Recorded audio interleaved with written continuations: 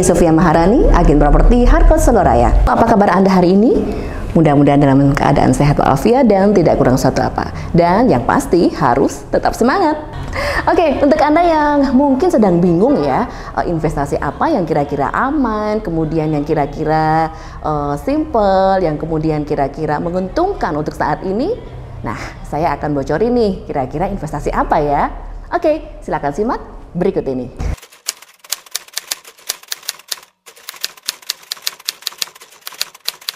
Investasi properti dikatakan sebagai investasi yang tidak ada matinya.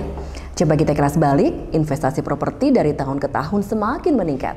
Kenapa begitu? Karena investasi properti banyak sekali membutuhkan dan penduduk di Indonesia semakin bertambah. Sedangkan properti pasti akan selalu dicari.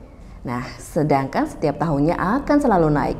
Bisa dibayangkan, 1 tahun, 5 tahun, 10 tahun yang akan datang pasti akan mengalami kenaikan yang cukup signifikan. Nah, untuk itu Anda tidak ada alasan lagi untuk tidak berinvestasi di bidang properti. Pasar properti di tengah pandemi corona, bagaimana prospeknya? Pandemi corona memang sudah menghantam keras sektor properti di Indonesia. Namun, masih adakah prospek bagus bagi sektor ini ke depannya? Mengutip pendapat dari Mary Novita, Country Manager dari Rumah.com, saat ini mungkin telah terbesit di pikiran sebagian orang untuk memiliki rumah ideal. Pasalnya, kebijakan pemerintah yang mengharuskan kita berada di rumah akan menciptakan pemikiran tentang pentingnya rumah dalam kehidupan sehari-hari. Semakin lama bekerja di rumah, bayangan akan rumah ideal juga semakin terbentuk. Beberapa orang juga akan beranggapan untuk memiliki rumah nyaman yang dapat mendukung pekerjaannya dari rumah.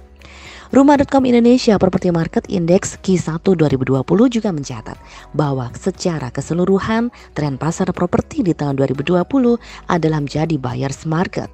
Dengan kata lain, momentum yang tepat bagi konsumen untuk memiliki properti. Virus COVID-19 memang telah berdampak negatif pada pertumbuhan sektor properti. Namun, pemerintah juga sudah menetapkan sejumlah kebijakan untuk mengatasi hal ini. Di antaranya adalah subsidi sebesar 1,5 triliun rupiah untuk mempermudah masyarakat dalam membeli rumah.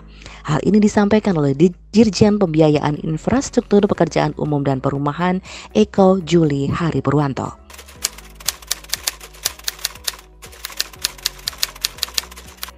Pemerintah berharap masyarakat tidak mengurungkan niatnya ketika ingin membeli rumah. Dengan adanya stimulus ini, momentum pertumbuhan industri perumahan diharapkan kembali pulih setelah lesu pada tahun politik 2019.